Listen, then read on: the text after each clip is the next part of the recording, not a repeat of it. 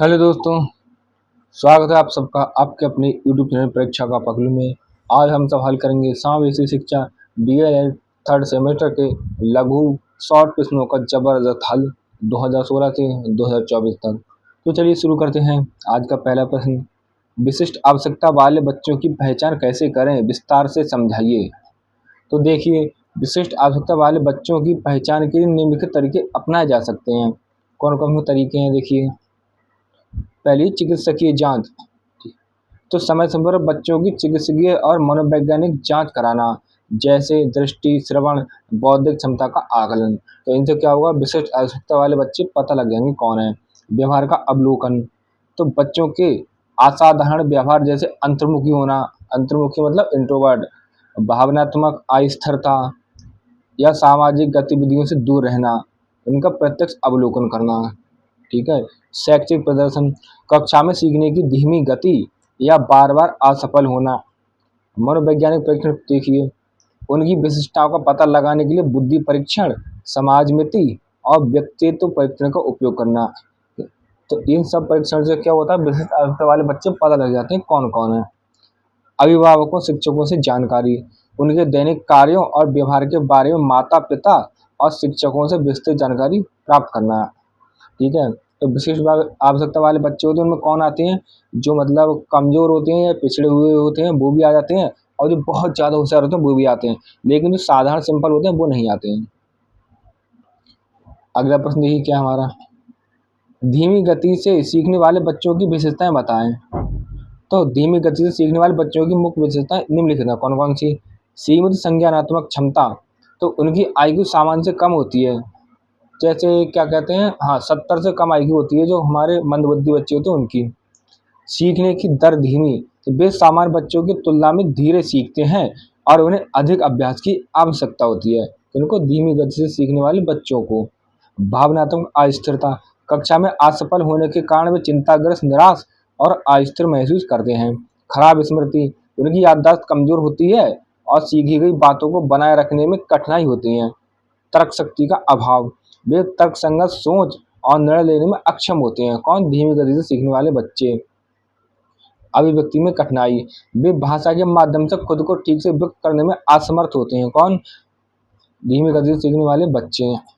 अगला प्रश्न देखिए हमारा, शैक्षिक रूप से पिछड़े बच्चों की शिक्षा की व्यवस्था कैसे करेंगे, बिंदुवार विवरण दीजिए।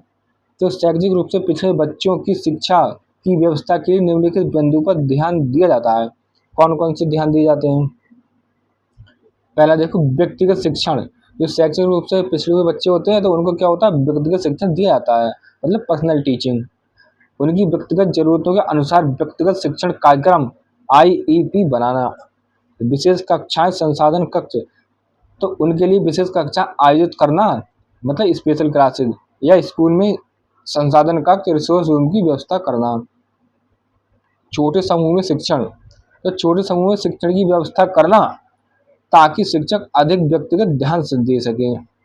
शिक्षण सामग्री का सरलीकरण, तो पाठ्यक्रम और शिक्षण सामग्री को सरल, मूर्त और क्या रुचिकर बनाना चाहिए। इनसे क्या होता है, शैक्षिक रूप से पिछड़े बच्चे होते हैं तो वो बहुत ज़्यादा इंटरेस्ट लेते हैं पढ़ने में।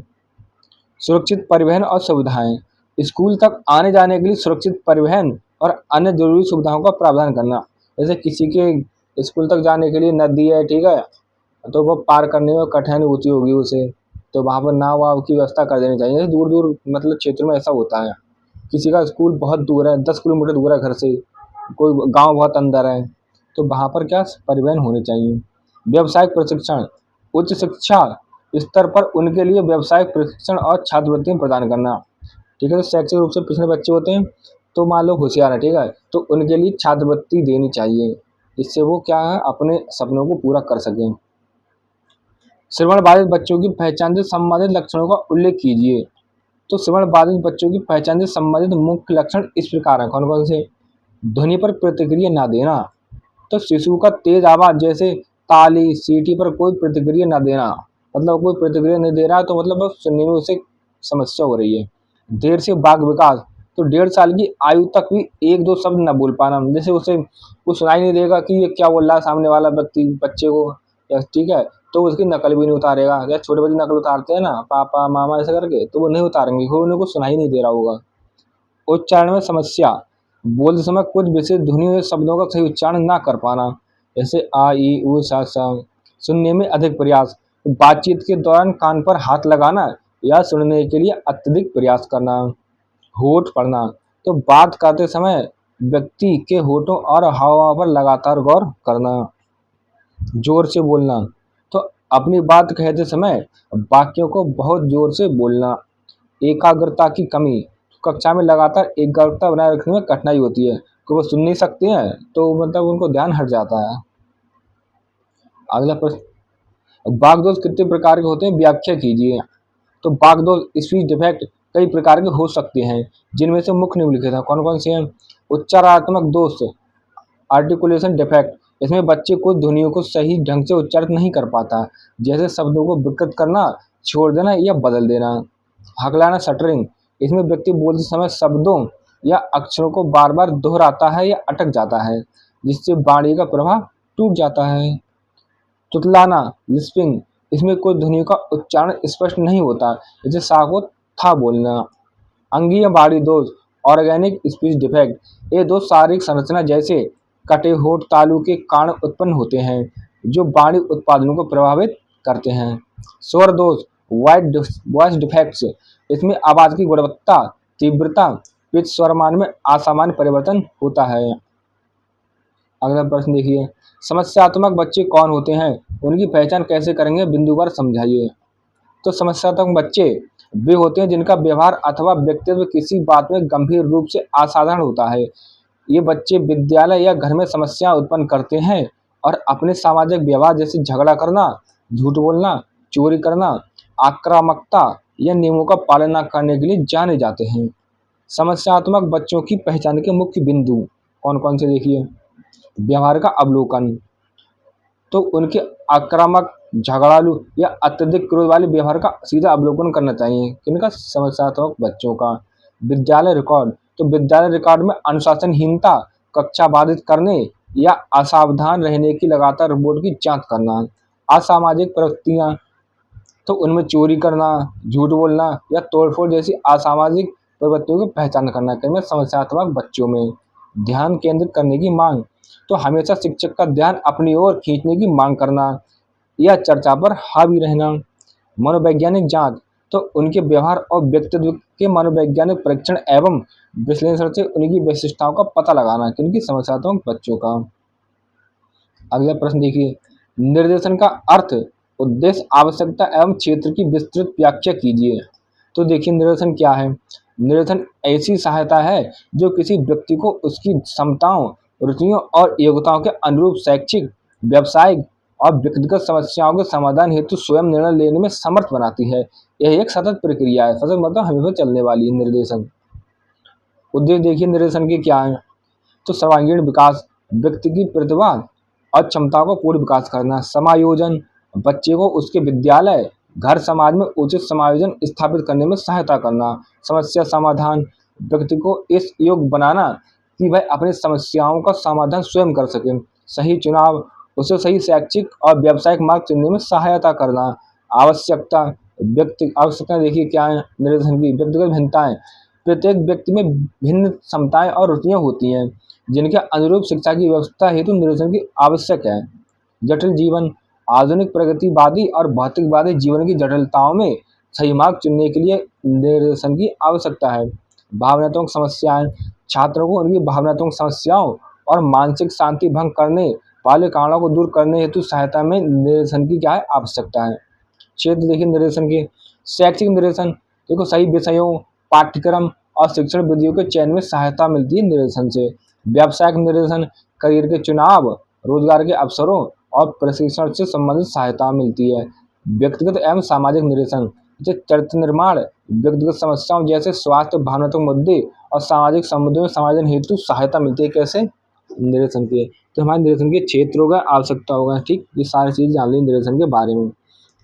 अगला प्रश्न देखिए, परामर्श को परिभाषित करते हुए इसके उद्देश्य लिखिए। तो परामर्श देखिए क्या है। परामर्श एक व्यक्तिगत कार्य है, इसके अंतर्गत एक प्रशिक्षित, परामर्शदाता, काउंसलर, परामर्श चाहने वाले व्यक्ति, परामर्श प्रार्थी क्लाइंट की व्यक्तिगत समस्याओं या कठिनाइयों को समझने का प्रयास करता है और विचारों के आदान प्रदान के माध्यम से उसे इस योग्य बनाता है कि वह अपनी समस्याओं को स्वयं सुलझा सके और उचित निर्णय ले सके। यह सलाह और मार्गदर्शन प्रदान करने की प्रक्रिया है। उद्देश्य देखिए परामर्श के, आत्म समझ विकसित करना। तो परामर्श प्रार्थी को अपनी क्षमताओं, सीमाओं और भावनाओं को गहराई से समझने में मदद करना। समस्या समाधान में सहायता। तो उसे अपनी समस्याओं के मूल कारणों की पहचान करने और स्वयं समाधान ढूंढने की विधियां बताना। सकारात्मक निर्णय लेना।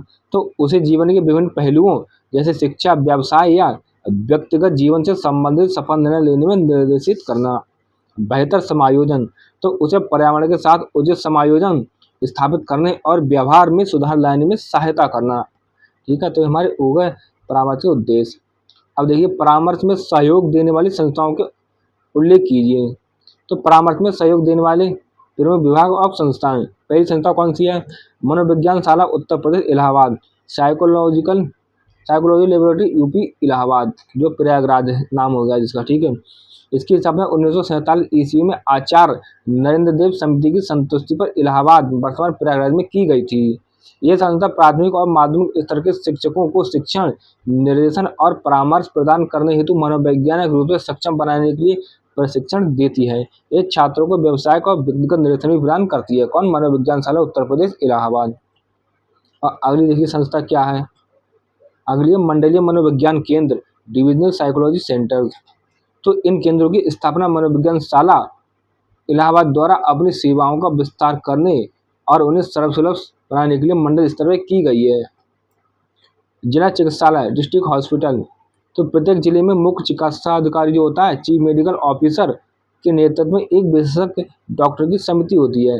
ये समिति विशेष आवश्यकता वाले बच्चों, दिव्यांगों की विकलांगता का परीक्षण करती है, जैसे उपकरण जैसे चश्मा की संतुष्टि करती है और क्या करती है? व्यवसायिक परामर्श भी देती है। जिला शिक्षा एवं प्रशिक्षण संस्थान, डाइट में प्रशिक्षित डाइट मेंटर। तो प्रत्येक जिले में डाइट के मनोविज्ञान विभाग छात्रों और शिक्षकों को मनोवैज्ञानिक परामर्श देने का कार्य करते हैं। सरकारी एवं गैर सरकारी संगठन, government and non government organisation. तो सरकारी जैसे स्वास्थ्य, समाज कल्याण विभाग और गैर सरकारी संगठन एनजीओज दोनों ही विभिन्न स्तर पर परामर्श और सहायता सेवाएं प्रदान कर सहयोग करते हैं। अगला प्रश्न क्या देखिए? बाल अधिगम में निर्देशन एवं परामर्श का महत्व बताइए। तो बाल अधिगम, चाइल्ड लर्निंग में निर्देशन एवं परामर्श का अत्यधिक महत्व है। कैसे? शैक्षिक उपलब्धियों में सुधार। तो उचित निर्देशन बालक को उसकी क्षमता के अनुसार पाठ्यक्रम चुनने और अधिगम में आने वाली कठिनाइयों को दूर करने में मदद करता है, जिससे उसकी शैक्षिक उपलब्धि बढ़ती है। क्षमताओं की पहचान। तो निर्देशन के माध्यम से बालक को अपनी क्षमताओं, रुचियों और योग्यताओं को पहचानने का अवसर मिलता है, जिससे वह पूरी क्षमता का उपयोग कर पाता है। सही करियर का चुनाव। तो परामर्श उसे अपनी रुचि के अनुसार व्यावसायिक मार्ग चुनने और अनावश्यक भटकाव से बचने में मदद करता है। व्यक्तिगत एवं सामाजिक समायोजन। तो परामर्श बालक को भावनात्मक समस्याओं का सामना करने, आत्मनियंत्रण विकसित करने और स्कूल तथा समाज में बेहतर ढंग से समायोजित होने के योग्य बनाता है। प्रेरणा और आत्मविश्वास। तो सही मार्गदर्शन बालक में आत्मविश्वास और प्रेरणा का संचार करता है, जिससे वह अधिगम के प्रति सकारात्मक दृष्टिकोण रखता है। आइए 2017 पर आए। विद्यालय में समावेशी शिक्षा प्रदान किए जाने में मतलब अध्यापक की क्या भूमिका है? तो विद्यालय में समावेशी शिक्षा दी जाती है, उसमें अध्यापक की क्या भूमिका है? देखिए समावेशी शिक्षा में अध्यापक की भूमिका क्या है? देखिए व्यक्तिगत शिक्षण योजना आईईपी बनाना। तो हर विशिष्ट बच्चे की जरूरत के अनुसार पाठ्यक्रम और शिक्षण विधियों को अनुकूलित करना, ये शिक्षक को करना चाहिए। सकारात्मक वातावरण। ठीक है, कक्षा में सहानुभूति, सहयोग और स्वीकृत माहौल बनाना। सामग्री का अनुकूलन। तो शिक्षक सामग्री को सरल, बहुसंवेदी और आवश्यकता अनुसार विशेष उपकरणों का उपयोग करना। समूह कार्य को प्रोत्साहन। तो सामान्य और विशिष्ट बच्चों के बीच आपसी सहयोग को बढ़ावा देना। अभिभावकों से संवाद। तो बच्चों की प्रगति और समस्याओं पर नियमित रूप से माता पिता से बात करना। तो ये सब क्या करना चाहिए? अध्यापक को करना चाहिए। अगला प्रश्न की क्या है? प्रतिभाशाली बालकों की शिक्षा व्यवस्था किस प्रकार होनी चाहिए? तो प्रतिभाशाली बच्चे होते हैं उनकी शिक्षा व्यवस्था देखिए क्या होती है। कैसी होनी चाहिए? तुरंत एक्सेलरेशन, उन्हें क्षमता के अनुसार तेजी से अगली कक्षा में पदोन्नत करना चाहिए। मतलब बच्चे जिनकी 140 IQ अधिक होती है ना, उससे टर्म के अनुसार, तो उनको क्या होना चाहिए, अगली कक्षा में प्रोन्नत करना चाहिए अगर बहुत होशियार है वो तो। समृद्धि एनरिचमेंट कार्यक्रम, तो देखिए सामान्य पाठ्यक्रम के अनुसार गहन और चुनौतीपूर्ण परियोजना या विषय वस्तु प्रदान करना है। ठीक। पृथक समूह शिक्षण, तो उनकी विशिष्ट आवश्यकताओं को पूरा करने के लिए अलग समूह बनाकर शिक्षा देना, किनको, विशिष्ट बच्चों को। विशिष्ट बच्चे के अंदर आते हैं प्रतिभाशाली बच्चे, विशिष्ट मतलब बहुत सारे हो जाएंगे। विशेष पाठ्यक्रम, तो प्रतिभाशाली बच्चों के लिए अमूर्त और रचनात्मक चिंतन को प्रोत्साहित करने वाले विशेष पाठ्यक्रम तैयार करना। स्व अध्ययन को प्रोत्साहन, तो प्रतिभाशाली बच्चों को स्वतंत्र रूप से अध्ययन और शोध करने के लिए अवसर प्रदान करना। अगला प्रश्न देखिए क्या है। शैक्षिक रूप से पिछड़े बालकों हेतु उपचारात्मक कार्यक्रमों का उल्लेख कीजिए। तो शैक्षिक रूप से पिछड़े बालकों हेतु उपचारात्मक कार्यक्रम कौन कौन से देखिए। निदानात्मक परीक्षण, तो पिछड़ेपन के वास्तविक कारणों जैसे शारीरिक, मानसिक या भावनात्मक का पता लगाना है, किससे, निदानात्मक परीक्षण से। ये सब निदानात्मक परीक्षण से होता है। ठीक है। अगला व्यक्तिगत अनुदेशन, इंडिविजुअलाइज्ड इंस्ट्रक्शन, तो उनकी विशिष्ट कमजोरियों पर ध्यान केंद्रित करते हुए व्यक्तिगत रूप से पढ़ाना। लघु समूह शिक्षण, तो 4 से 5 बच्चों का छोटा समूह बनाकर शिक्षण कार्य करना, किनको, पिछड़े बालकों हेतु, जिससे शिक्षक अधिक ध्यान दे सकें। ठीक है। अगला देखिए क्या है। सहायक सामग्री का क्या उपयोग। मूड, कंक्रीट और दृश्य श्रव्य सहायक सामग्री का अधिक उपयोग करना। अतिरिक्त कक्षाएं, तो अवकाश या छुट्टी के बाद अतिरिक्त समय देकर कमजोरियों को दूर करना। अभ्यास और पुनरावृत्ति, तो सीखी गई विषय वस्तु का बार बार अभ्यास और पुनरावृत्ति करना। अगला प्रश्न देखिए। बाल अपराध के प्रमुख कारण लिखिए। तो क्या है बाल अपराध के कारण, देखिए हमारे, तो बाल अपराध के प्रमुख कारण निम्नलिखित हैं, कौन कौन से देखिए। पारिवारिक कारण, टूटे हुए परिवार, माता पिता में झगड़ा, अपर्याप्त अनुशासन या माता पिता का अत्यधिक लाड़ प्यार या उपेक्षा। विद्यालय कारण, कठोर या असहिष्णु अनुशासन, स्कूल का नीरस वातावरण या शिक्षक की अयोग्यता और पक्षपात। सामाजिक कारण, तो खराब संगति, ठीक हो गई हमारी बुरी संगति, आस पड़ोस में गरीबी और वेश्यावृत्ति या मनोरंजन के साधनों का अभाव। तो मनोवैज्ञानिक कारण क्या होते हैं, देखिए बच्चों को अपराध के लिए ढकेलने के लिए। मानसिक रोग हो गया, संवेगात्मक अस्थिरता, कुंठा, फ्रस्ट्रेशन या हीन भावना, इन्फेरियोरिटी कॉम्प्लेक्स। आर्थिक कारण देखो क्या हो गया अपराध के, गरीब, बेरोजगारी और जरूरतों को पूरा ना कर पाना। ये समार क्या हो गए बाल अपराध के प्रमुख कारण। अगला प्रश्न क्या देखिए। निरेशन के प्रमुख प्रकारों का वर्णन कीजिए। तो निरेशन के प्रमुख प्रकार इस प्रकार हैं, कौन कौन से देखिए। पहला है शैक्षिक निर्देशन, एजुकेशनल गाइडेंस, तो छात्रों को विषयों, पाठ्यक्रमों, शिक्षण विधियों और शैक्षिक अवसरों के चयन में सहायता करना। अगला है व्यवसायिक निर्देशन, वोकेशनल गाइडेंस, तो व्यक्ति को उसकी योग्यता अनुसार व्यवसाय चुनने, रोजगार के अवसरों और प्रशिक्षण से संबंधित जानकारी देना। व्यक्तिगत निर्देशन, पर्सनल गाइडेंस, तो बालक की व्यक्तिगत समस्याओं जैसे स्वास्थ्य, भावनात्मक तनाव, चरित्र निर्माण और समायोजन में सहायता करना। सामाजिक निर्देशन, सोशल गाइडेंस, तो व्यक्ति को समाज के नियमों, रीति रिवाजों और संबंधों को समझने तथा सामाजिक समायोजन में सहायता देना। अगला प्रश्न देखिए क्या है।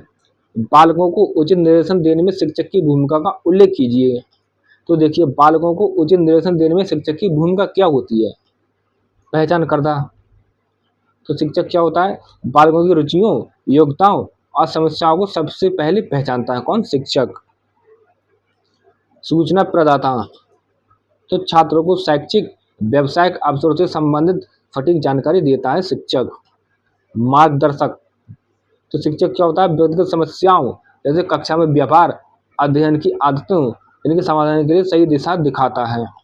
परामर्शदाता के सहयोगी, तो गंभीर समस्याओं वाले बच्चों को विशेषज्ञ परामर्शदाता के पास भेजने की सिफारिश करना और उनके साथ सहयोग करना, ये हमारा शिक्षक काम करता है।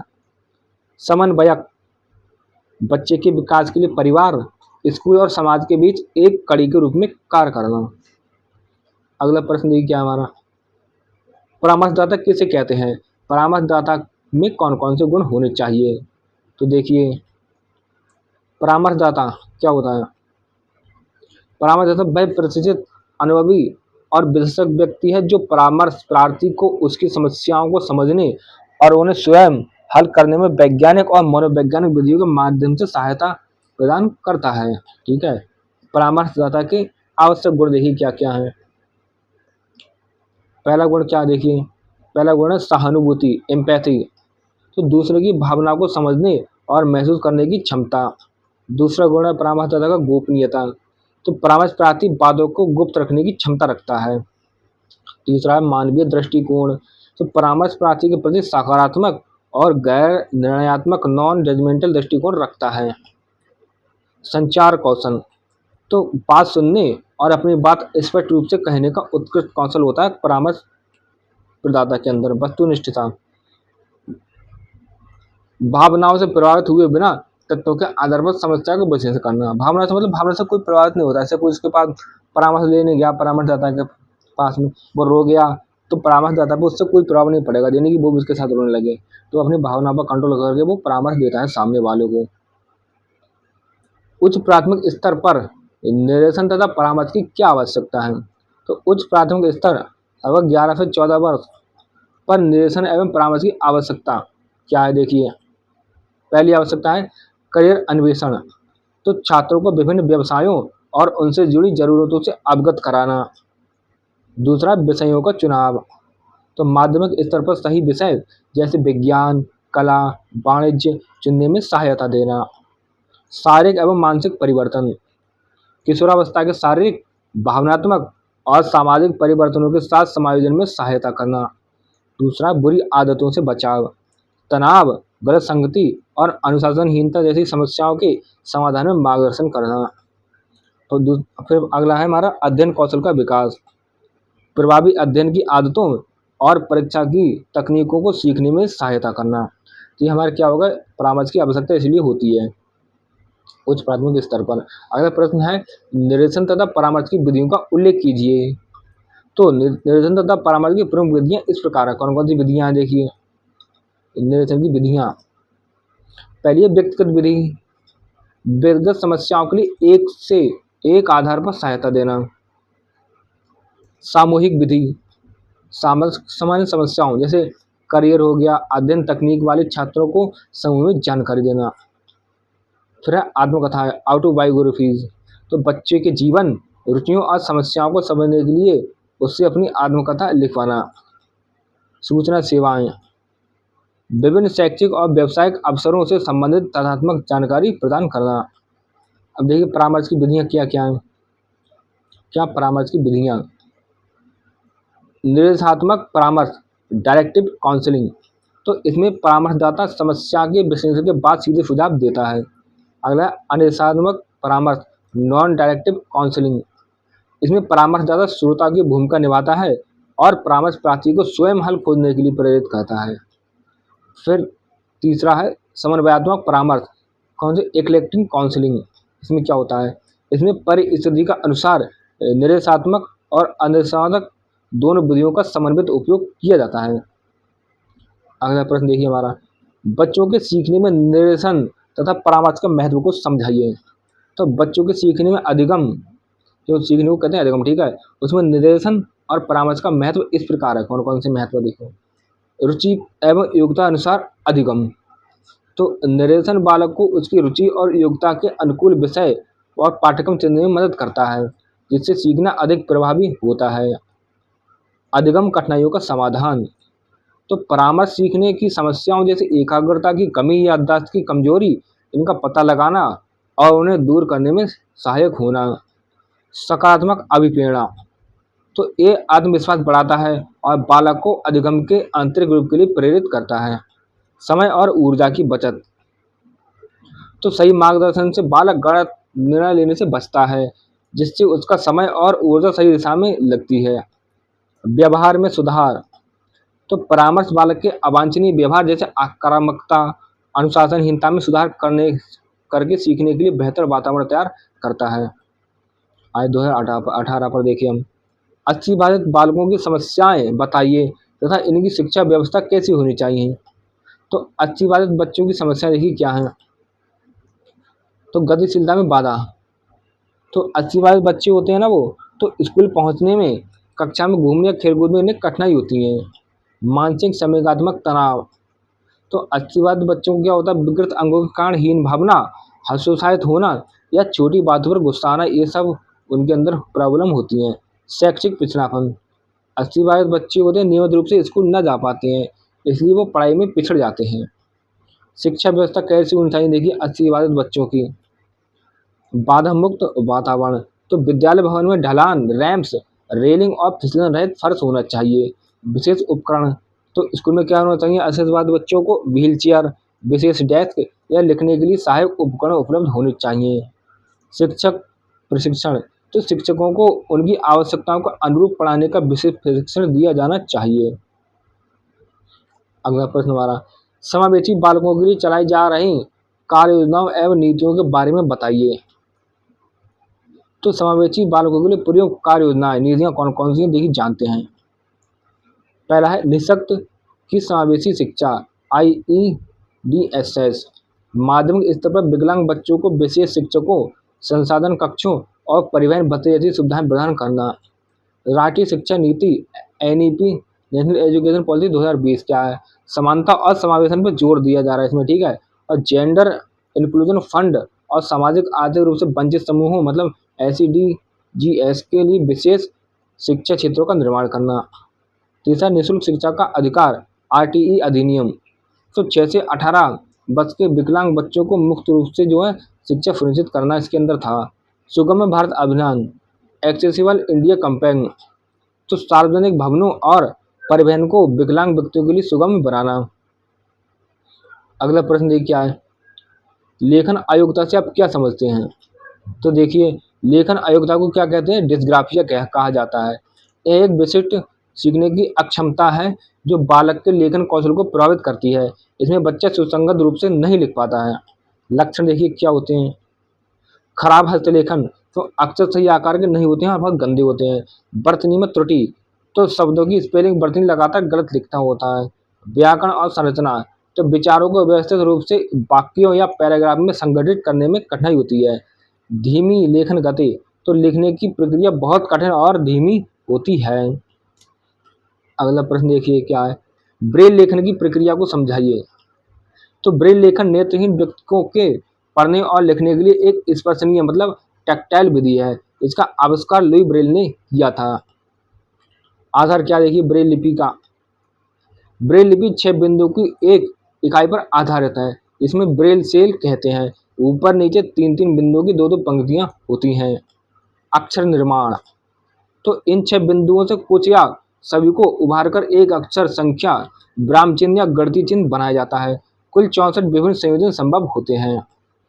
पठन, तो नेत्रहीन व्यक्ति उभरे हुए बिंदु को छूकर पढ़ते हैं।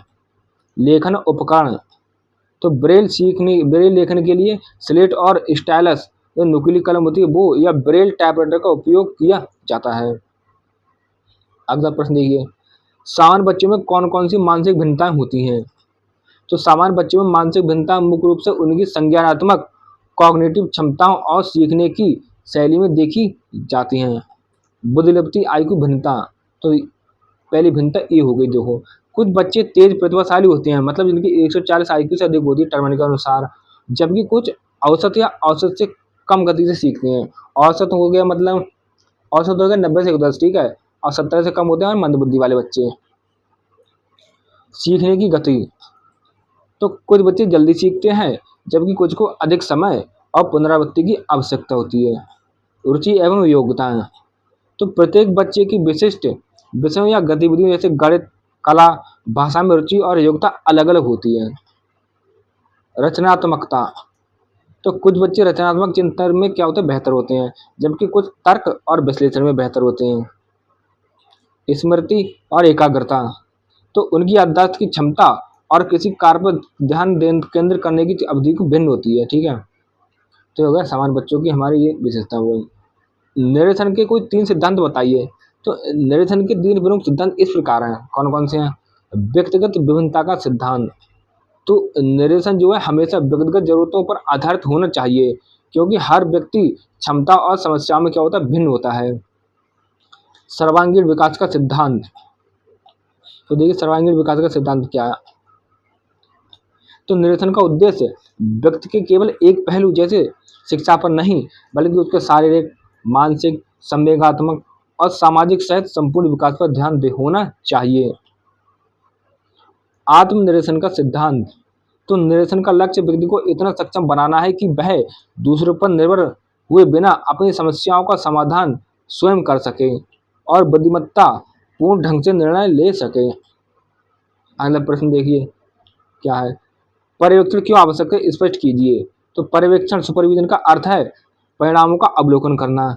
ये किस लिए आवश्यक है, ये जानते हैं। देखिए कार्य की प्रभावशीलता। तो ये सुनिश्चित करने के लिए कि शिक्षक या कर्मचारी अपने कार्य को सर्वोत्तम क्षमता के अनुसार प्रभावपूर्ण तरीके से कर रहे हैं या नहीं। मार्गदर्शन एवं निर्देशन। तो कर्मचारियों या छात्रों को प्रयासों का मार्गदर्शन करना और उन्हें बेहतर प्रदर्शन के लिए क्या प्रेरित करना। ज्ञान और कौशल में सुधार। तो लोगों को उनकी आवश्यकता अनुसार सीखने और अपने ज्ञान एवं कौशल का सर्वोत्तम प्रयोग करने में सहयोग देना। लक्ष्यों की प्राप्ति। तो किसी भी संगठन या शैक्षिक संस्थान को अपने वांछित कार्य एवं परिणामों जैसे छात्रों का अधिगम स्तर इनकी प्राप्ति करने के लिए प्रयासों को सही दिशा देना। अगला प्रश्न क्या देखिए? परामर्श की आवश्यकता क्यों होती है? परामर्श के क्षेत्र बताइए। तो परामर्श की आवश्यकता क्यों होती है? देखिए समस्या समाधान।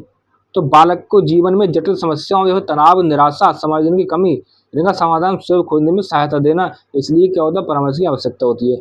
आत्मसमझ। तो व्यक्ति को अपनी योग्यताओं, कमियों या भावनाओं और रुझानों को समझने में मदद करना, इसलिए भी परामर्श की आवश्यकता होती है। निर्णय लेने की क्षमता।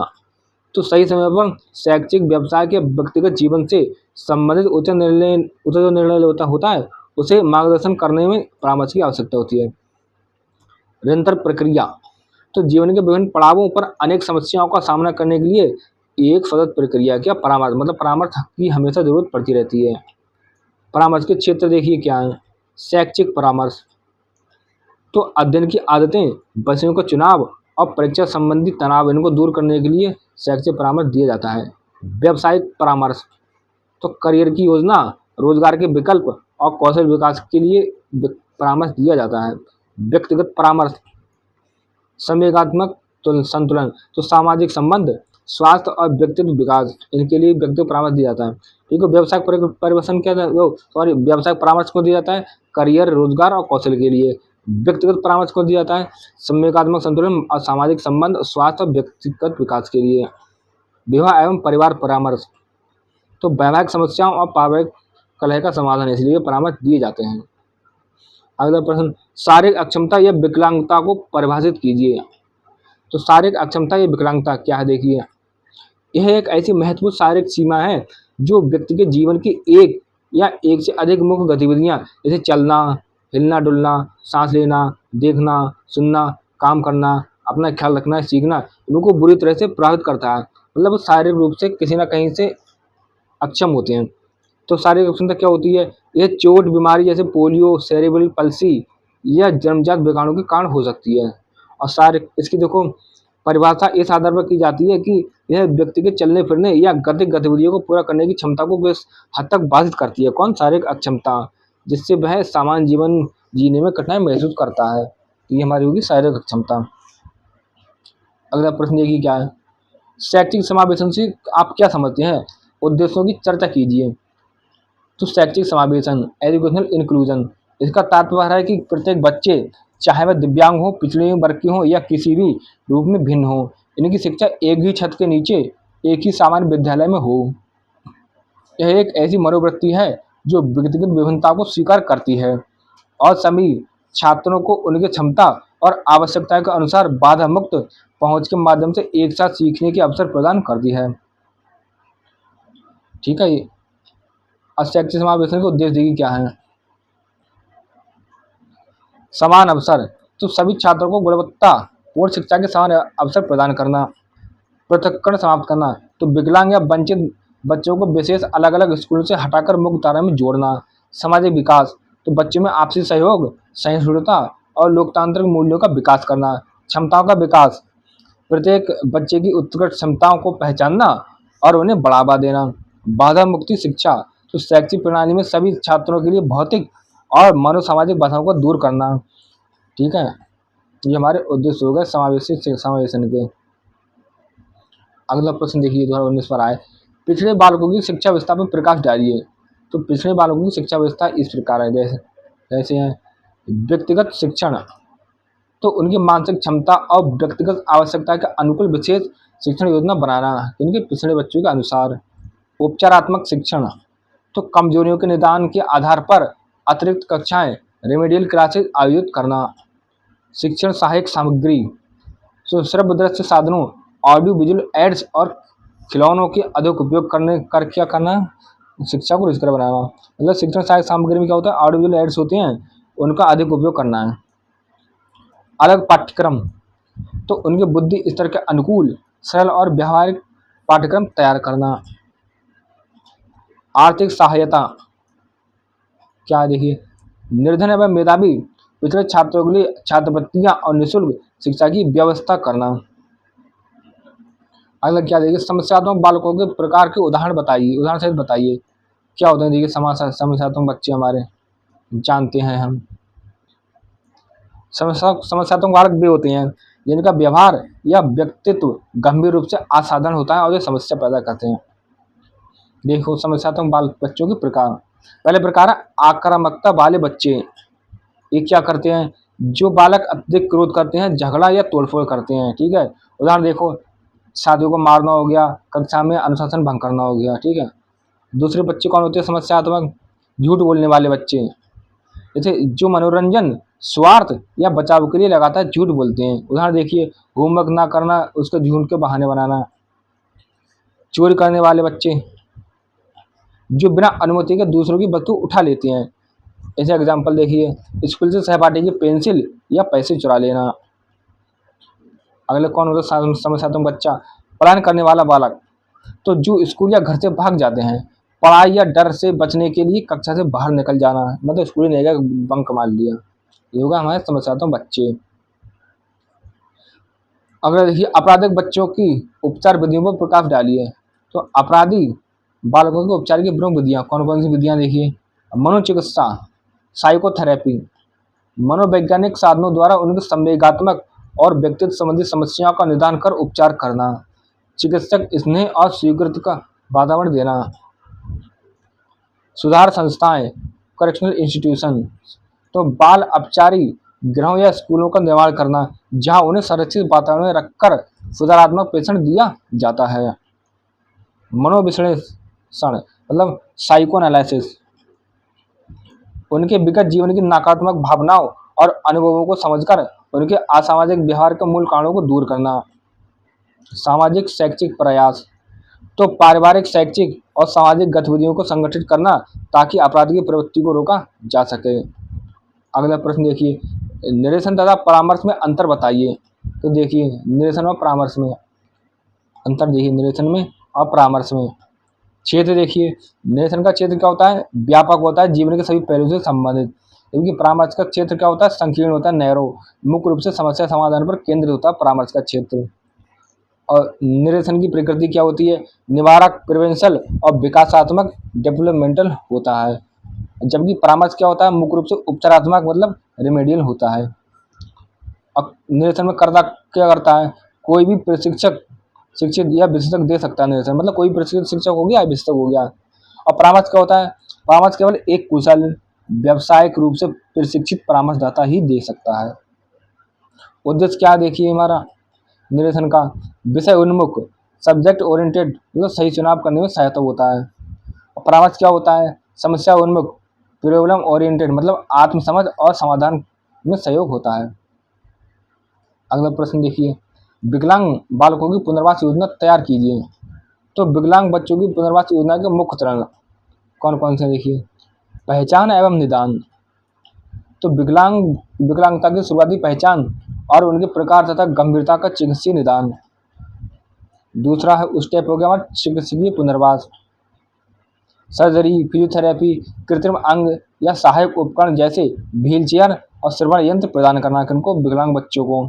शैक्षिक पुनर्वास, तो बच्चों को समावेशी या विश्वविद्यालय में दाखिला दिलाना और व्यक्तिगत शिक्षण योजना आईईपी के माध्यम से शिक्षा देना।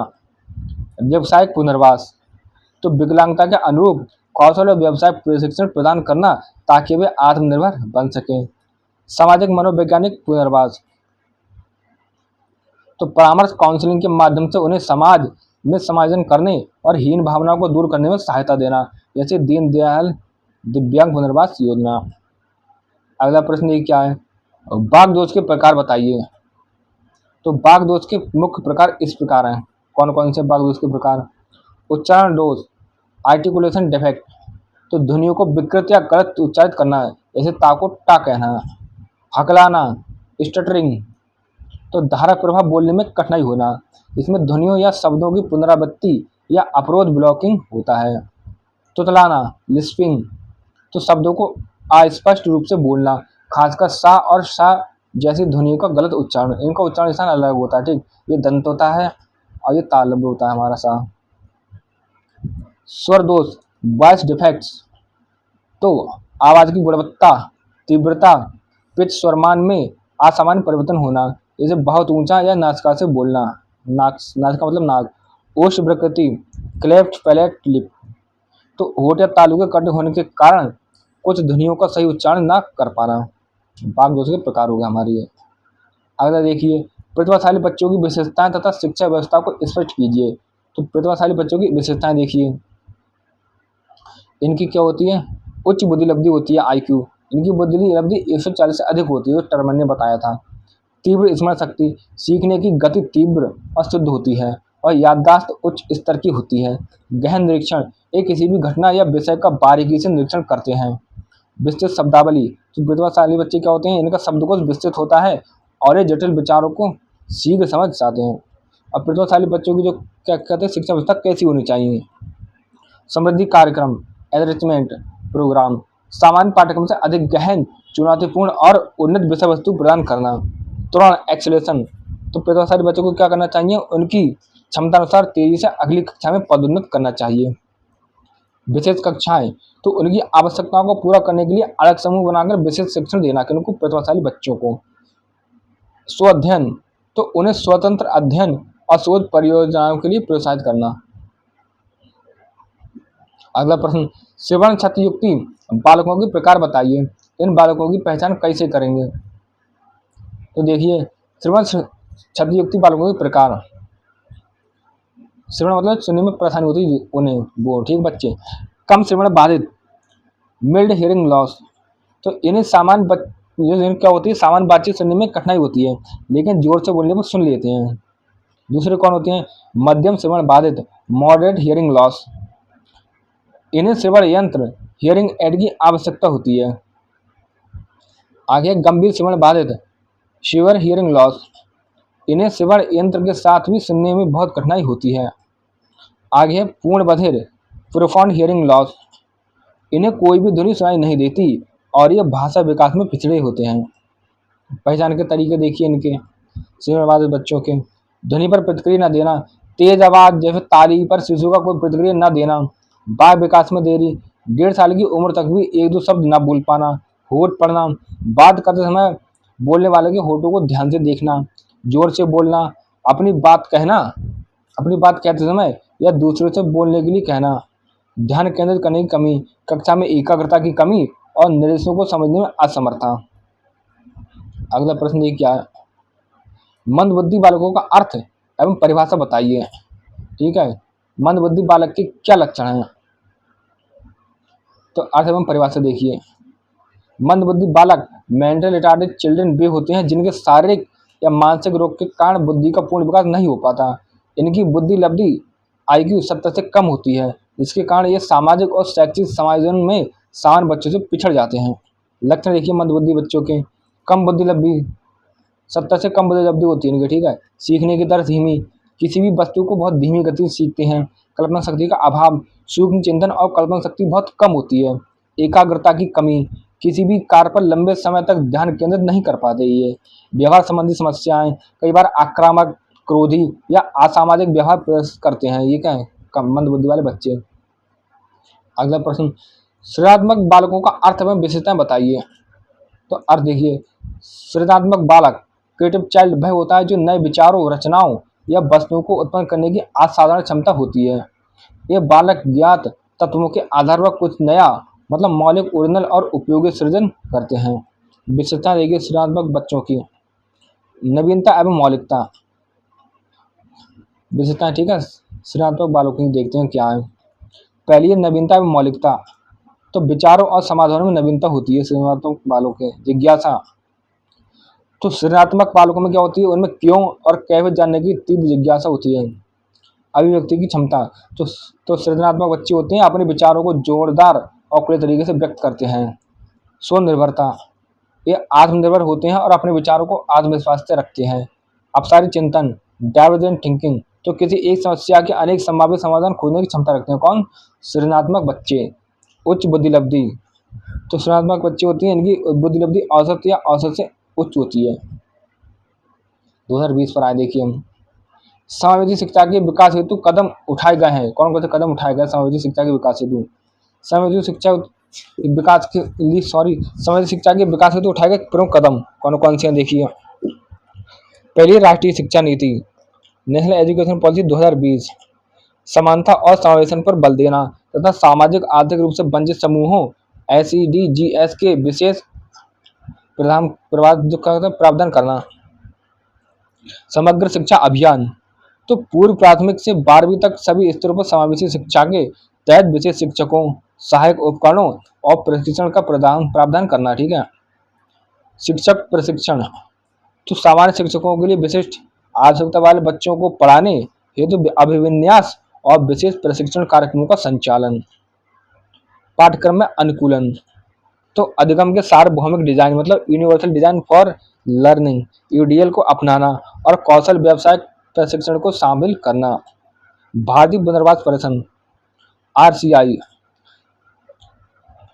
नेशनल रेवोल्यूशन काउंसिल, ठीक है, ऑफ इंडिया, पुनर्वास पेशेवरों के प्रशिक्षण कार्यक्रमों का मानकीकरण और विनियमन करना। अगला प्रश्न देखिए, विशिष्ट आवश्यकता वाले बच्चों की पहचान स्पष्ट कीजिए। तो विशिष्ट आवश्यकता वाले बच्चों की पहचान के मुख्य तरीके निम्नलिखित हैं। कौन कौन से। चिकित्सीय डॉक्टरी जांच, तो बच्चों की दृष्टि, श्रवण, बौद्धिक क्षमता और शारीरिक अक्षमता के लिए नियमित चिकित्सकीय परीक्षण कराना। व्यवहार का अवलोकन, तो शिक्षक और अभिभावकों द्वारा कक्षा एवं घर में बच्चे के असाधारण व्यवहार जैसे एकाग्रता की कमी, निराशावादी प्रवृत्ति या सामाजिक अलगाव का प्रत्यक्ष अवलोकन करना। शैक्षिक प्रदर्शन, तो सीखने की दर की धीमी गति, शैक्षिक उपलब्धि में लगातार पिछड़ापन और सामान्य शिक्षण विधियों से लाभ न मिलना। मनोवैज्ञानिक परीक्षण, तो बुद्धिलब्धि IQ परीक्षण, व्यक्तित्व परीक्षण और समाजमिति जैसी विधियों का उपयोग कर उनकी विशिष्टताओं का पता लगाना। अगला प्रश्न देखिए हमारा, अतिबाधित बालकों की समस्याएं बताइए। तो अतिबाधित बालकों की मुख्य समस्याएं इस प्रकार है, कौन कौन सी देखिए। समायोजन में कठिनाई, तो वातावरण विशेषकर विद्यालय और घर के साथ उचित सामाजिक और संवेगात्मक समायोजन स्थापित करने में कठिनाई होती है इनको। शारीरिक कष्ट, तो विकृत अंगों में दर्द होना और दैनिक कार्यों जैसे सामान ले जाना, घूमना, इनको कार्य करने में कठिनाई अनुभव होती है इनको। शैक्षिक पिछड़ापन, तो नियमित रूप से विद्यालय न जा पाने के कारण शिक्षा में पिछड़ जाते हैं कौन, अतिबाधित बच्चे। संवेगात्मक विकास, तो तनाव, कुंठा या हीन भावना उत्पन्न होती है इनमें अतिबाधित बच्चों में, जिससे मानसिक विकास प्रभावित होता है और कभी कभी अवांछित व्यवहार उत्पन्न होते हैं। रोजगार समस्या, तो योग्यता के अनुरूप रोजगार प्राप्त करने में कठिनाई होती है किनको, अतिबाधित बच्चों में। अगला प्रश्न देखिए, प्रतिभाशाली बालकों को परिभाषा द्वारा स्पष्ट कीजिए। तो देखिए, प्रतिभाशाली बालक गिफ्टेड चाइल्ड वह होता है जो अपने आयु वर्ग के सामान्य बच्चों की तुलना में किसी एक या कई क्षेत्रों जैसे बौद्धिक, शैक्षिक, रचनात्मकता, कला, संगीत में असाधारण योग्यता या उच्च निष्पादन प्रदर्शित करता है। परिभाषा देखिए, वह बालक जिसकी मानसिक आयु अपनी आयु वर्ग के अनुपात में औसत से बहुत अधिक हो, उसे क्या कहते हैं, प्रतिभाशाली बच्चे कहते हैं। टर्म के अनुसार परिभाषा देखिए प्रतिभाशाली बच्चे की, 140 से अधिक बुद्धि वाला बच्चा प्रतिभाशाली बच्चों की श्रेणी में आता है। अगला प्रश्न, बाल अपराध के प्रमुख कारण लिखिए। तो बाल अपराध के प्रमुख कारण निम्नलिखित है, कौन कौन से? पारिवारिक कारण, पारिवारिक विघटन, जैसे तलाक हो गया, मृत्यु हो गया, किसी परिवार वाले की माता पिता की, तो बच्चे बिगड़ जाते हैं, कुछ समझने वाला नहीं होता है। माता पिता का दोषपूर्ण अनुशासन, अत्यधिक कठोरता या उपेक्षा और संस्कारों का अभाव। सामाजिक कारण क्या होते हैं अपराध के? बुरी संगति, आपराधिक गिरोह, गरीबी और आर्थिक मंदी और पड़ोस में अनैतिक माहौल। मनोवैज्ञानिक कारण क्या होते हैं अपराध के बच्चों के? बालक में तनाव, कुंठा, फ्रस्ट्रेशन या संवेगात्मक अस्थिरता होना। शैक्षिक कारण क्या होते हैं बच्चों में अपराध के? देखिए, उद्देश्यहीन शिक्षा, स्कूल में शिक्षकों द्वारा पक्षपात और कठोर अनुशासन। जैविक कारण क्या होता है बच्चों के अपराध के? कुछ शारीरिक या मानसिक दोष जो उन्हें सामान्य व्यवहार से विचलित करते हैं। अगला प्रश्न देखिए क्या है हमारा, परामर्शदाता के गुण स्पष्ट कीजिए। तो परामर्शदाता में आवश्यक प्रमुख गुण कौन कौन से होते हैं? देखिए, पहला गुण होता है सहानुभूति, एम्पैथी। तो परामर्श प्रार्थी की भावनाओं को समझने और महसूस करने की क्षमता, ना कि केवल दया दिखाना। गोपनीयता बनाए रखना, तो व्यक्ति की समस्याओं और सूचनाओं को पूरी तरह से गुप्त रखने की विश्वसनीयता। सकारात्मक दृष्टिकोण, नॉन जजमेंटल, तो व्यक्ति के प्रति बिना शर्त सकारात्मक सम्मान और उसके व्यवहार का निर्णय न करना। धैर्य और सहनशीलता, तो परामर्श प्रक्रिया के दौरान शांति और धैर्य बनाए रखना। वस्तुनिष्ठता, तो भावना से दूर रहकर तत्वों के आधार पर निष्पक्ष विश्लेषण करने की क्षमता। अगला प्रश्न देखिए क्या हमारा, मनोविज्ञान शाला के प्रमुख कार्य बताइए। ठीक है, तो मनोविज्ञान शाला, psychology laboratory, school psychology unit के प्रमुख कार्य निम्नलिखित हैं, कौन कौन से हैं? देखिए, पहला है निदान एवं उपचार। तो छात्रों के मानसिक स्वास्थ्य, संवेगात्मक समस्याओं और व्यवहार संबंधी दायित्वों का निदान कर मनोवैज्ञानिक उपचार प्रदान करना। परामर्श सेवाएं, तो छात्रों के व्यक्तिगत स्तर पर उसकी शैक्षिक और व्यक्तिगत समस्याओं के लिए परामर्श मतलब काउंसलिंग देना। मनोवैज्ञानिक परीक्षण, तो छात्रों की बुद्धि, योग्यता, रुचि और व्यक्ति का पता लगाने के लिए विभिन्न मनोवैज्ञानिक परीक्षण आयोजित करना। शोध कार्य, तो मनोवैज्ञानिक उपायों की खोज करना और मानव व्यवहार को समझने के लिए शोध करना।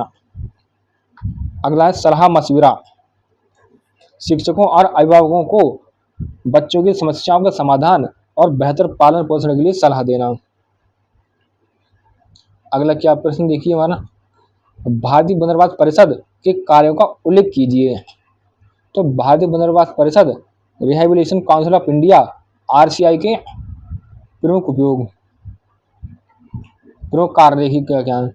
मानकीकरण एवं विनियमन, तो विशेष शिक्षा और दिव्यांगता के क्षेत्र में प्रशिक्षण कार्यक्रमों के न्यूनतम मानकों को निर्धारित करना और मानकीकरण करना और उनका विनियमन करना। केंद्रीय रजिस्टर, तो पुनर्वास पेशेवरों, जो विशेष शिक्षक हो गए और थेरेपिस्ट हो गए, इनके पंजीकरण हेतु केंद्रीय पुनर्वास रजिस्टर मतलब CRR को बनाए रखना। अनुसंधान को बढ़ावा, तो पुनर्वास और विशेष शिक्षा से संबंधित अनुसंधान रिसर्च को बढ़ावा देना। सूचना संग्रह, तो भारत और विदेश से दिव्यांगजनों के पुनर्वास संबंधित शिक्षा और पुनर्वास विषयक सूचना नियमित आधार पर एकत्रित करना। मानव संसाधन विकास, तो दिव्यांग व्यक्तियों को सेवा प्रदान करने के लिए कुशल जनशक्ति के विकास को सुनिश्चित करना। ये हो गया हमारे भारतीय पुनर्वास परिषद के प्रमुख कार्य।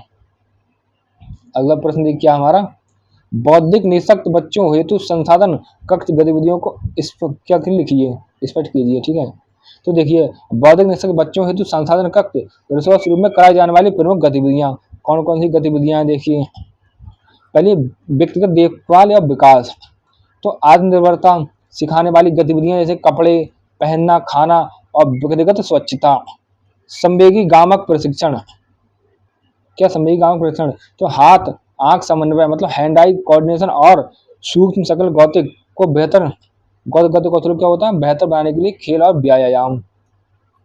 सक्रिय अधिगम, सक्रिय अधिगम क्या होती है देखिए, सहायक तकनीकी और विशिष्ट अनुकूलों का उपयोग करके सीखने में वृद्धि करने वाली गतिविधियाँ।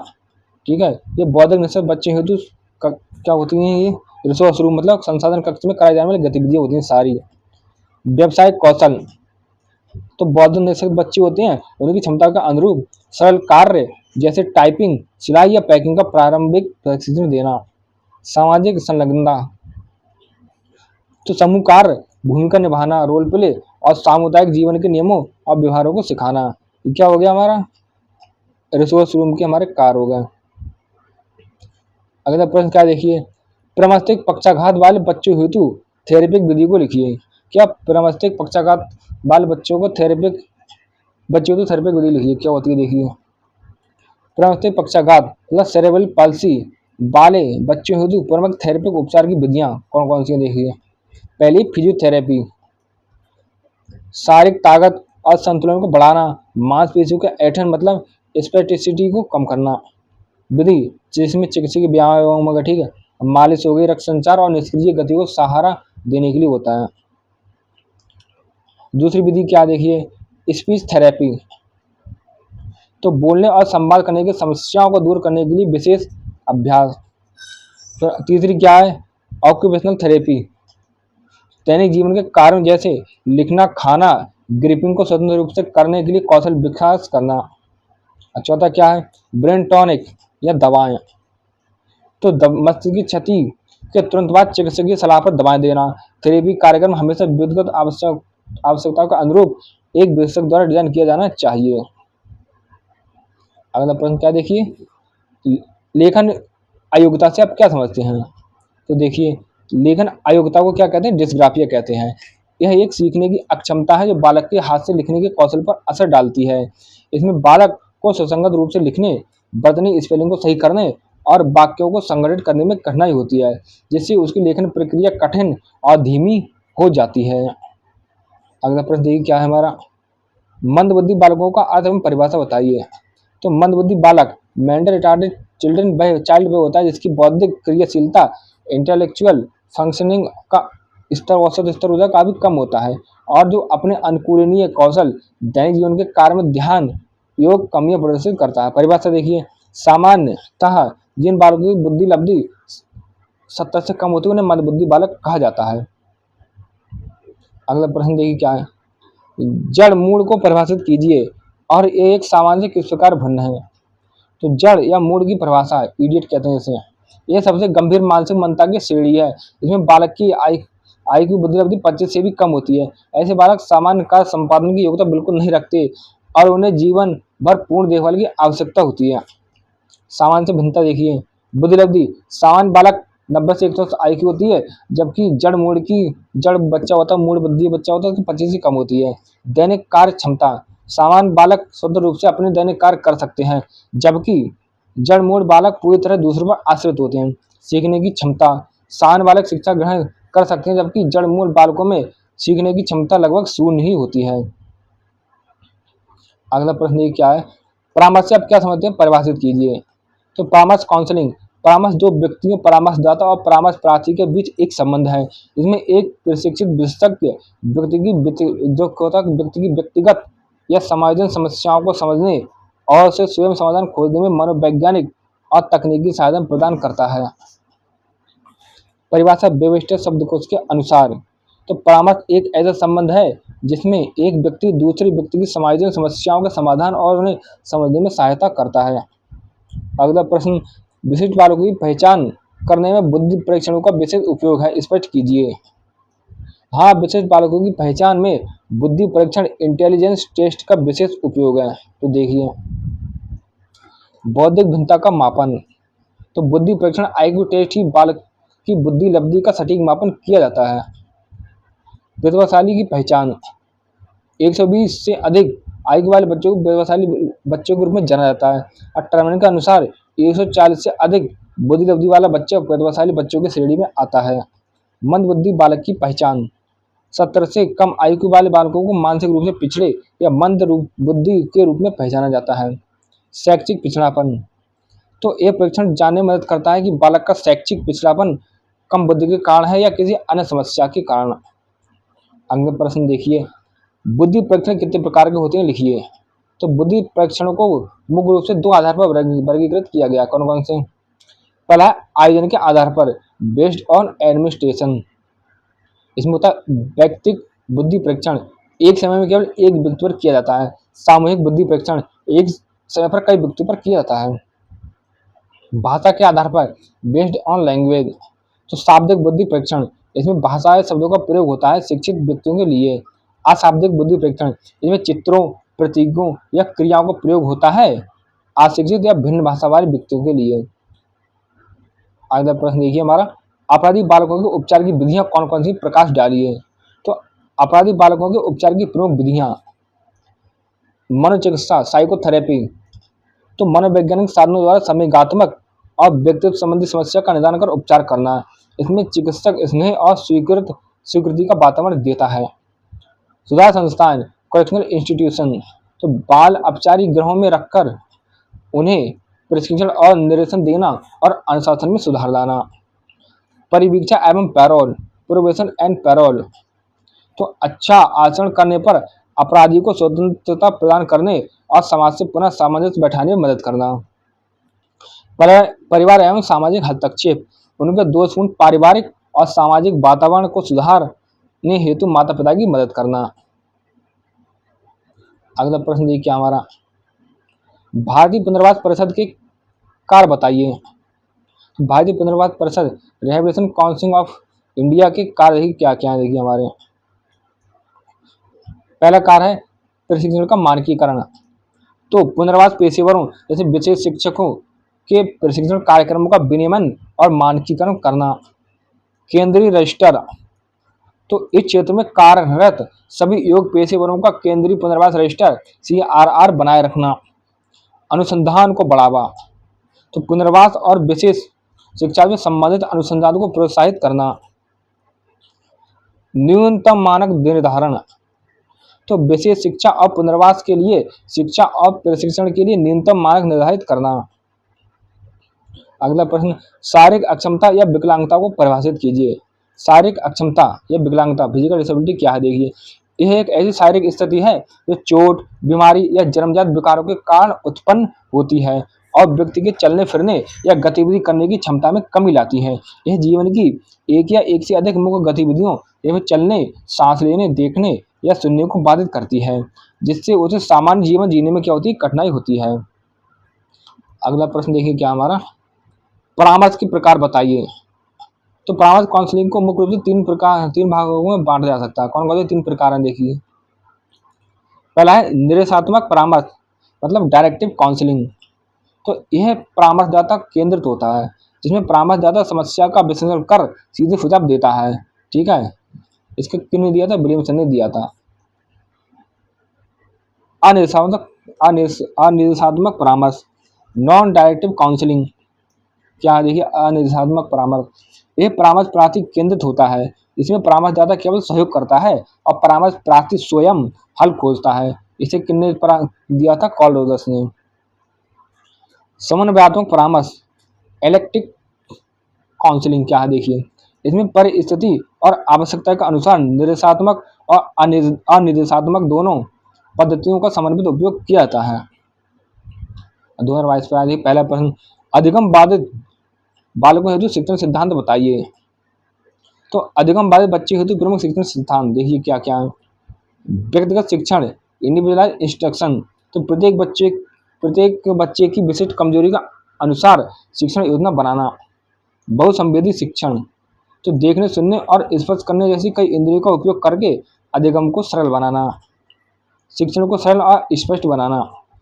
शिक्षण सामग्री को छोटे छोटे स्पष्ट चरणों में विभाजित करना। बार बार समझना और पुनरावृत्ति, तो धैर्यपूर्वक बार बार समझना और सीखी गई बातों को नियमित पुनरावृत्ति करना। उपचारात्मकता का सिद्धांत, तो कमजोरियों के निदान के आधार पर उपचारात्मक शिक्षण पर बल देना। अगला प्रश्न देखिए क्या है, अपंग बालकों को शिक्षा किस प्रकार देनी चाहिए। तो अपंग बालकों को शिक्षा निम्नलिखित प्रकार से देनी चाहिए।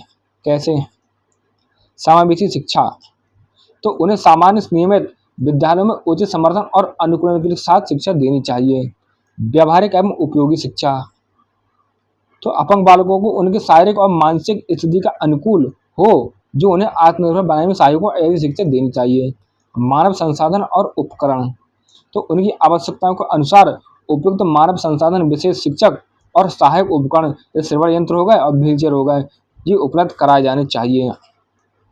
सामाजिक समावेश, तो ऐसी शिक्षा जो उन्हें सामान्य छात्रों के साथ घुलने मिलने और सामाजिक संपर्क बढ़ाने को अवसर दे। अगला प्रश्न क्या है, देखिए हमारा, श्रवण बाधित बालकों को शिक्षा किस प्रकार देनी चाहिए। तो श्रवण बाधित बालकों को शिक्षा मुख्य रूप से निम्नलिखित माध्यमों से दी जानी चाहिए। देखिए, दृश्य उद्दीपक, विजुअल स्टिमुली, तो चित्र, मॉडल, चार्ट और मानचित्र का अधिक प्रयोग करना चाहिए। श्रवण यंत्र, हियरिंग एड्स, तो कम श्रवण बाधित वाले बच्चों को श्रवण यंत्रों की सहायता से सामान्य कक्षा में पढ़ाना चाहिए। हस्तभाषा, साइन लैंग्वेज, होंठ, ऐंठन और लिप्स रीडिंग, तो गंभीर रूप से बाधित बच्चों को इशारों की भाषा और होठों की गति को पढ़ना सिखाना चाहिए। विशेष कक्षा संसाधन कक्ष, तो उनकी जरूरत के अनुसार विशेष शिक्षकों द्वारा अलग कक्षा या संसाधन कक्ष में प्रशिक्षण देना चाहिए। हकलाने की समस्या क्या है, तो देखिए, हकलाना, स्टटरिंग या स्टैमरिंग एक बाक विकार है। कैसे, देखिए, इसमें व्यक्ति सामान्य रूप से बोल ना पाने की क्षमता खो देता है, जिसके कारण भाषण का प्रवाह बाधित होता है। लक्षण देखिए, बोलते समय किसी शब्द या अक्षर को बार बार दोहराना, जैसे और मैं, शब्द की ध्वनि को लंबा खींचना या बोलने से पहले रुक रुक कर अटकना। कारण, यह एक न्यूरोलॉजिकल कंडीशन है और अक्सर इसके साथ शारीरिक गतिविधियां जैसे आंखें भींचना, जबड़ा हिलाना भी जुड़ी होती हैं। अगला प्रश्न क्या, देखिए, अधिगम असमर्थी बालक कौन होते हैं।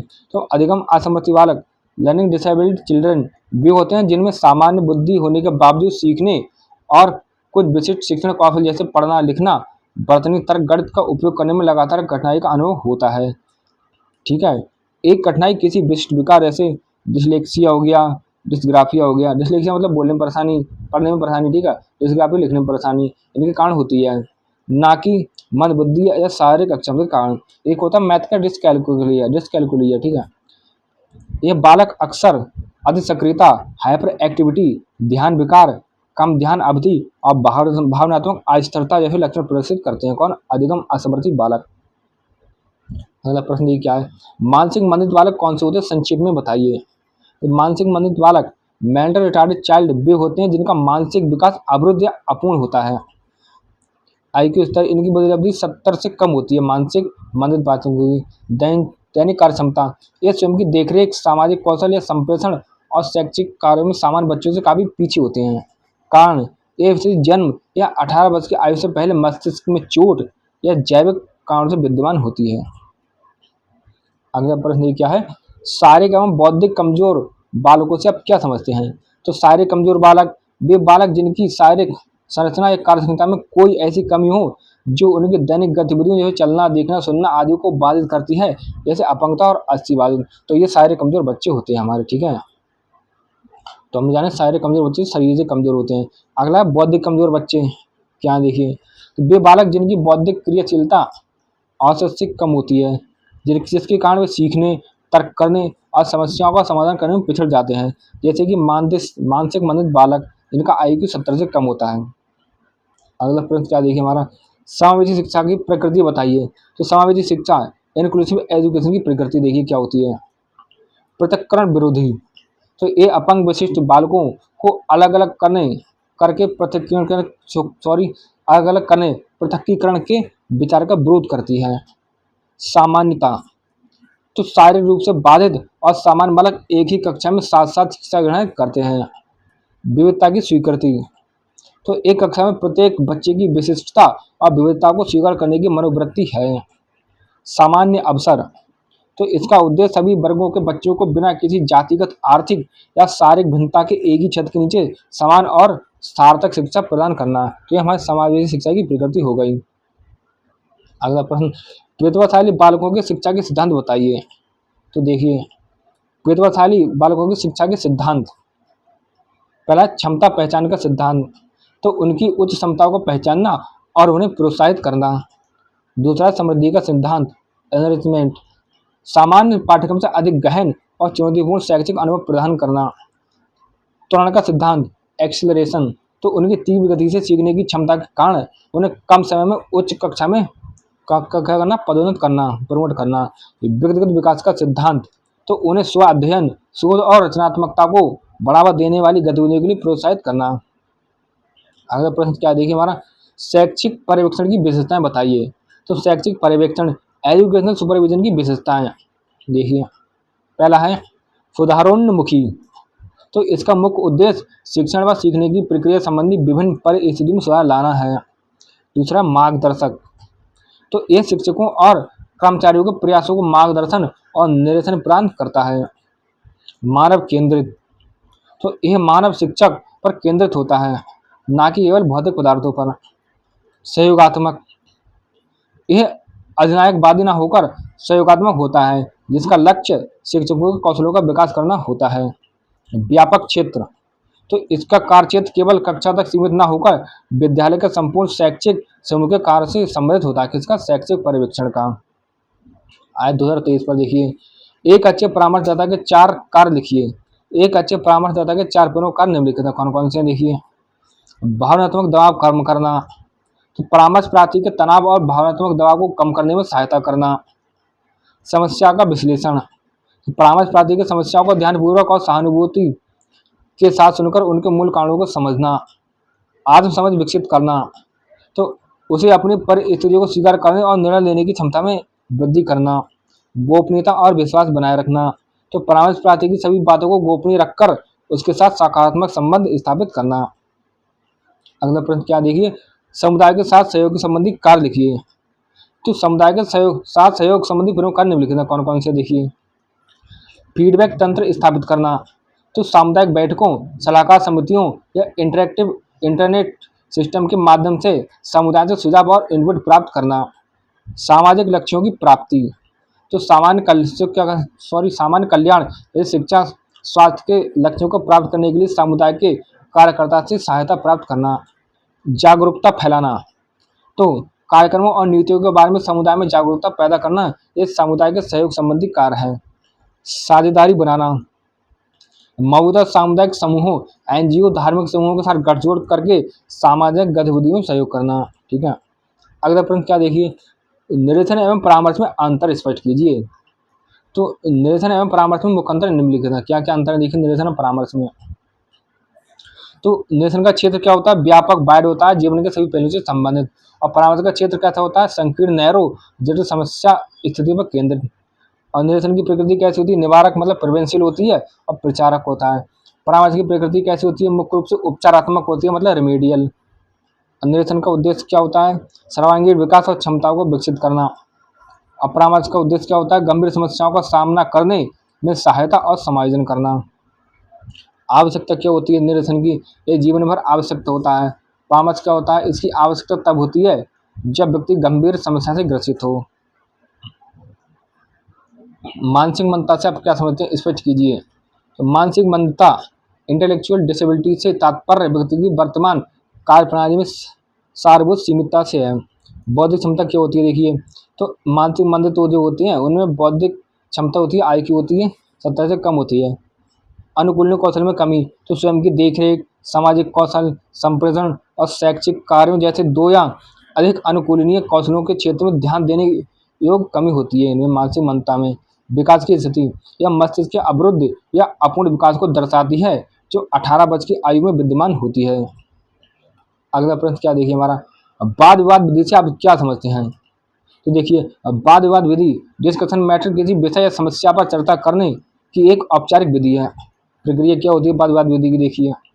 इसमें 2 परस्पर विपरीत विचारों के समर्थक अपना तर्क रखते हैं और दूसरों के कथनों का खंडन करने का प्रयास करते हैं।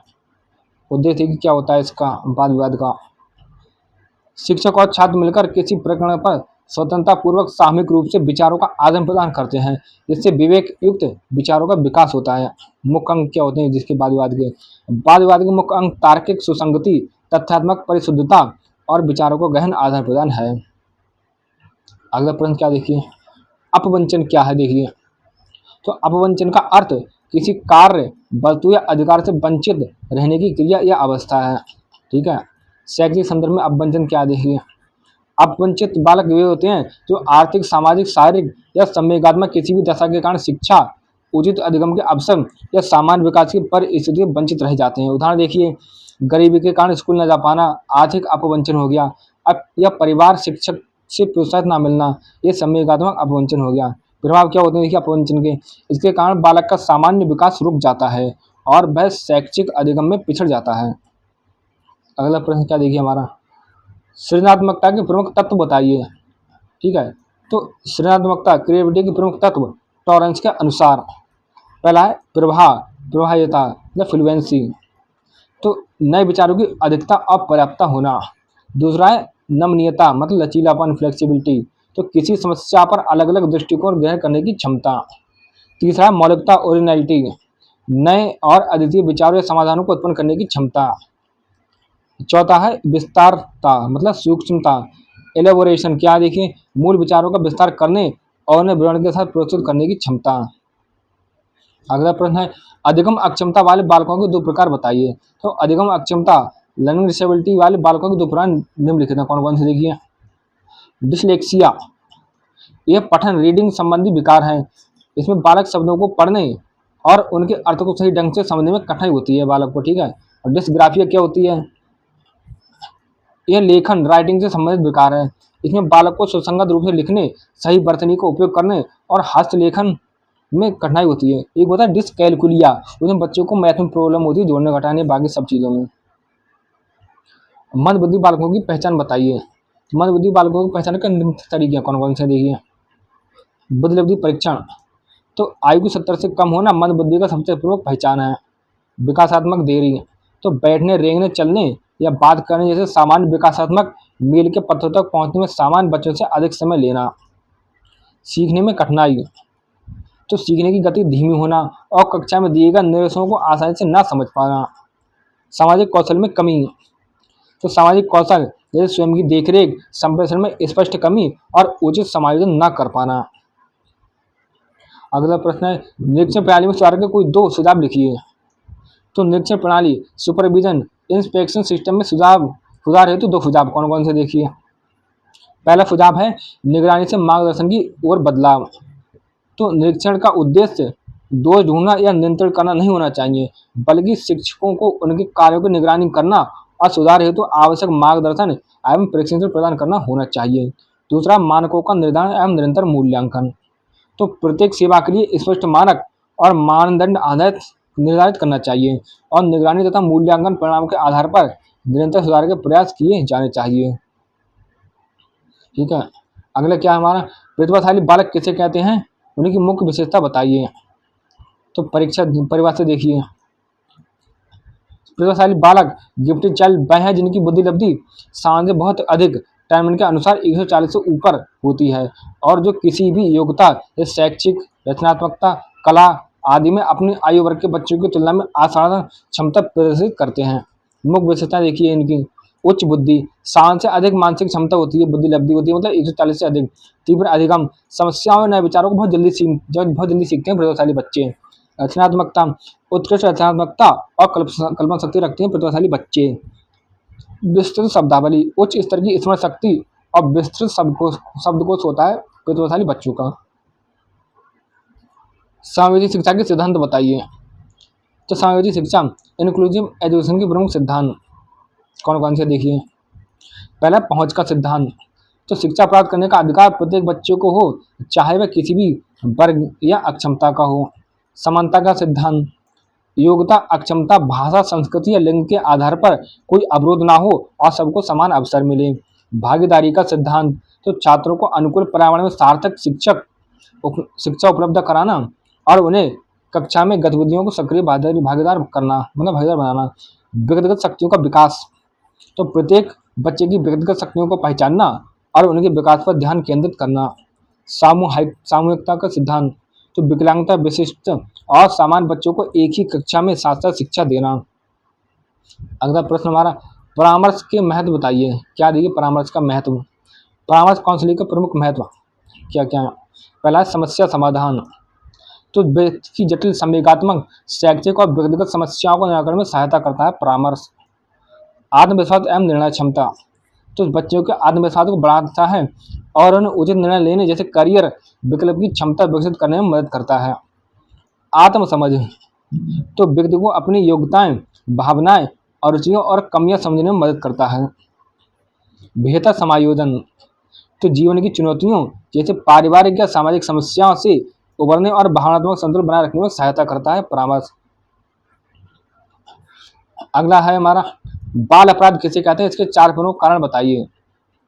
तो बाल अपराध जुवेनाइल डेलिक्वेंसी क्या देखिए, जब एक निश्चित आयु भारत में 18 वर्ष से कम बालक सामाजिक, नैतिक या कानूनी मापदंडों से विचलित होकर असामाजिक अपराध कार्यों जैसे चोरी, हिंसा, अनुशासन भंग में लिप्त पाया जाता है ना, तो वो क्या होता है, बाल अपराध होता है।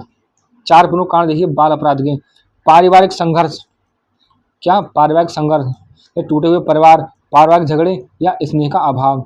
दूसरा है बुरी संगति, बाल अपराधी गिरोह या बुरे व्यक्ति के साथ घूमना फिरना। आर्थिक कारण, गरीबी हो गया, निर्धनता हो गया और अपनी जरूरतों को पूरा न कर पाना। शैक्षिक कारण, उद्देश्यहीन शिक्षा, स्कूल से भाग जाना या शिक्षक का पक्षपूर्ण व्यवहार, ये सभी अपराध के कारण हो गए। अगला प्रश्न देखिए क्या हमारा, निरसन एवं परामर्श की अवधारणा स्पष्ट कीजिए। तो निरसन गाइडेंस क्या देखिए, तो यह एक व्यापक और सतत प्रक्रिया है जिसका अर्थ मार्ग दिखाना है। इसका उद्देश्य व्यक्ति के सर्वांगीण विकास के लिए उसकी क्षमताओं को विकसित करना और उसे शैक्षिक एवं व्यावसायिक जीवन में सही चुनाव करने में सहायता देना है। परामर्श काउंसलिंग क्या है, ये एक संगठित और उपचारात्मक प्रक्रिया है। इसका उद्देश्य एक प्रशिक्षित विशेषज्ञ द्वारा गंभीर मनोवैज्ञानिक, संवेगात्मक या समायोजनात्मक समस्या का समाधान कर रहे व्यक्ति को आत्मसमझ के माध्यम से समाधान खोजने में मदद करना है। अगला देखिए प्रश्न हमारा, पर्यवेक्षण क्या है, एक अच्छे पर्यवेक्षक की विशेषताओं पर चर्चा कीजिए। तो पर्यवेक्षण सुपरविजन क्या है देखिए, पर्यवेक्षण का अर्थ है देखरेख करना। यह एक ऐसी प्रक्रिया है जिसमें एक वरिष्ठ व्यक्ति संगठनात्मक लक्ष्यों को प्राप्त करने के लिए अपने अधीन काम करने वाले कर्मचारियों जैसे शिक्षकों को काम देखता है और उनका मार्गदर्शन करता है और उन्हें प्रेरित करता है। एक अच्छे पर्यवेक्षक की विशेषताएं कौन कौन सी देखिए, सहयोगपूर्ण दृष्टिकोण, तो निरीक्षक न होकर मार्गदर्शक के रूप में कार्य करना। ज्ञान और कौशल, तो अपने क्षेत्र का गहन ज्ञान और नेतृत्व क्षमता। प्रेरणादायक, तो अधीनस्थों को उच्च मनोबल बनाए रखना और बेहतर प्रदर्शन के लिए प्रेरित करना। समस्या समाधान, तो टीम के सदस्यों की समस्याओं को पहचानने और उनके समाधान में मदद करना। अगला प्रश्न देखिए क्या है हमारा, वाक् दोष के प्रकार बताइए। तो वाक् दोष के स्पीच डिफेक्ट के निम्न प्रकार हैं, कौन कौन से देखिए। पहला उच्चारण दोष, आर्टिकुलेशन डिफेक्ट, तो ध्वनि को विकृत या गलत उच्चारित करना, जैसे टा को टा कहना। दूसरा है हकलाना, स्टटरिंग, तो धारा प्रवाह में बोलने में कठिनाई, जिसमें शब्दों या ध्वनियों की पुनरावृत्ति अवरोध होता है। तीसरा तुलना, लिस्पिंग, क्या देखिए, शब्दों को अस्पष्ट रूप से बोलना, खासकर सा या सा जैसी ध्वनि को। तो ये हमारे दंत का उच्चारण है, ये हमारा तालव्य है, ठीक है। स्वर दोष, वॉइस डिफेक्ट, तो आवाज की गुणवत्ता जैसे पिच का असामान्य रूप से ऊंचा या धीमा होने में विकार। अगला है ओष्ठ विकृति, ठीक है, तो होठ, तालू या दांतों में विकार के कारण उच्चारण में समस्या। अगला प्रश्न देखिए क्या हमारा, श्रवण क्षति युक्ति बालकों के प्रकार बताइए। इन बालकों की पहचान कैसे करेंगे। तो श्रवण क्षति युक्ति बालकों के प्रकार क्षति की तीव्रता के आधार पर। पहला है कम श्रवण बाधित, मिल्ड हियरिंग लॉस, तो इन्हें सामान्य बातचीत सुनने में कठिनाई होती है। और दूसरे है मध्यम श्रवण बाधित, मॉडरेट हियरिंग लॉस, इन्हें श्रवण यंत्र की सहायता की आवश्यकता पड़ती है। तीसरा है गंभीर श्रवण बाधित, सीवियर हियरिंग लॉस, इन्हें श्रवण यंत्र के साथ भी सुनने में बहुत कठिनाई होती है। चौथा पूर्ण बधिर, मतलब प्रोफाउंड हियरिंग लॉस, इन्हें कोई भी ध्वनि सुनाई नहीं देती। पहचान के तरीके देखिए इनके क्या क्या हैं। पहला है ध्वनि पर प्रतिक्रिया न देना, तो शिशु का तेज आवाज जैसे ताली पर कोई प्रतिक्रिया न देना। देर से वाक्य विकास, एक दो शब्द भी न बोल पाने या उच्चारण में समस्या होना। तो आगे होठ पठन, बात करते समय बोलने वाले के होठों को लगातार देखना और गौर करना उन पर, ठीक है। जोर से बोलना, क्या है, अपनी बात कहने के कहते समय वाक्यों को वह जोर से बोलना। ध्यान की कमी, तो कक्षा में निर्देशों को समझने में असमर्थता, तो ये हमारे होगा वागदोष संबंधी विकार जो होते हैं, मतलब जो हियरिंग लॉस होते हैं इनको वो बच्चे। विकलांग बच्चों की पुनर्वास योजना तैयार कीजिए। तो विकलांग बच्चों की पुनर्वास योजना के मुख्य चरण कौन कौन से चरण हैं देखिए। शारीरिक चिकित्सकीय पुनर्वास, तो शारीरिक, संवेदी, बौद्धिक, कार्यात्मक स्तर को बेहतर बनाने के लिए फिजियोथेरेपी, कृत्रिम अंग या सहायक उपकरण दीनदयाल दिव्यांगजन पुनर्वास योजना के तहत प्रदान करना। शैक्षिक पुनर्वास, तो बच्चों को समावेशी या विशेष विद्यालय में दाखिला दिलाना और व्यक्तिगत शिक्षण योजना आईईपी के माध्यम से शिक्षा देना। व्यवसायिक पुनर्वास, तो उनकी क्षमताओं का अनुरूप व्यवसायिक प्रशिक्षण कौशल प्रदान करना ताकि वे आत्मनिर्भर बन सकें। सामाजिक पुनर्वास, क्या सामाजिक पुनर्वास, परामर्श के माध्यम से उन्हें सामाजिक समायोजन करने और समाज में स्वीकृति प्राप्त करने में सहायता देना। ठीक है, ये हमारे हो गए विकलांग बच्चों की पुनर्वास योजना का मुख्य चरण। अगला प्रश्न देखिए हमारा क्या है, अपराधी बालकों के उपचार विधियों पर प्रकाश डालिए। तो अपराधी बालकों के उपचार की प्रमुख विधियां कौन कौन सी देखिए। पहली है मनोचिकित्सा, साइकोथेरेपी, मनोवैज्ञानिक साधनों द्वारा संवेगात्मक और व्यक्तिगत संबंधी समस्याओं का निदान कर उपचार करना। इसमें चिकित्सक स्नेह और स्वीकृति का वातावरण देता है। अगला सुधार संस्थाएं, करेक्शनल इंस्टीट्यूशंस, तो बाल अपचारी गृहों में रखकर उन्हें प्रशिक्षण और निर्देशन देना और अनुशासन में सुधार लाना। आ गया मनोविश्लेषण, साइको एनालिसिस, क्या देखिए, उनके विगत जीवन की नकारात्मक भावनाओं को समझकर असामाजिक व्यवहार के मूल कारणों को दूर करना। सामाजिक पुनर्वास, तो पारिवारिक, शैक्षिक एवं सामाजिक गतिविधियों में सुधार करना और बालक का समाज से क्या पुनः सामंजस्य स्थापित करना। आज की क्लास हमारी यही समाप्त होती है। आज का बहुत बहुत धन्यवाद। जय हिंद।